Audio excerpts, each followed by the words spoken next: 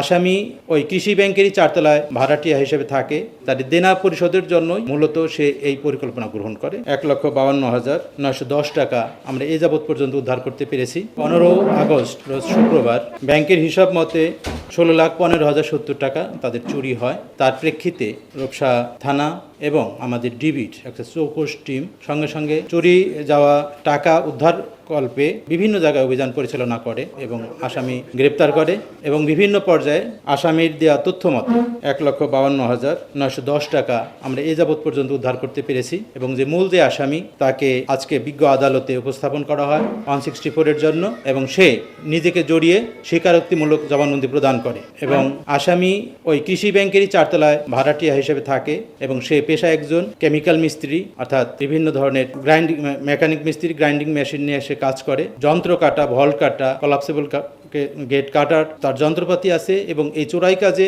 যে ব্লেডটি ব্যবহৃত হয়েছে তার দোকান থেকে সেটা উদ্ধার হয় এবং তার ওয়ার্কশপ থেকে, গ্যারেজ থেকে টাকা উদ্ধার হয় এবং বিভিন্ন জায়গা তার দেওয়া তথ্য মতে বিভিন্ন জায়গা থেকে বিভিন্ন পর্যায়ে ১,৫২,৯১০ টাকা উদ্ধার হয়। আমাদের বিজ্ঞ আদালতে যেটা 164 ওটাকে আমি ভিত্তি হিসেবে ধরেছি, যেটা আমাদের কাছে পুলিশের কাছে যেটা স্বীকারোক্তি করে অনেক সময় আমরা দেখি সেটা আদালতে অনেক সময় সেটা স্বীকার তারা নাও করতে পারে। যে সর্বোচ্চ পর্যায় থেকে, জেলা সর্বোচ্চ পর্যায় থেকে যখন একটা প্রেস ব্রিফিং হবে, তবে আমি মনে করছি বিজ্ঞ আদালতের সাথে স্বীকারোক্তি হলে সেটা বেশি গ্রহণযোগ্যতা পাবে। এ কারণেই আপনাদেরকে একটু ধৈর্য ধরার জন্য আহ্বান জানিয়েছিলাম। আর পরবর্তী প্রশ্ন আপনারা যেটা বলেছেন বাকি টাকাগুলো কি হবে, আমাদের সর্বোচ্চ চেষ্টা থাকবে বাকি টাকাগুলো উদ্ধার করার জন্য এবং আমাদের কার্যক্রম অব্যাহত আছে। আজকে আমাদের যে গ্রেপ্তারকৃত আসামি মোহাম্মদ ইউনুস, সে ওই ব্যাংকের একজন গ্রাহক এবং ওই ব্যাংকের চারতলায় সে ভাড়াটিয়া হিসেবে বসবাস করে। সে দেনার দায়ে জর্জরিত, সে অনেক টাকা লোনগ্রস্ত, ঋণগ্রস্ত।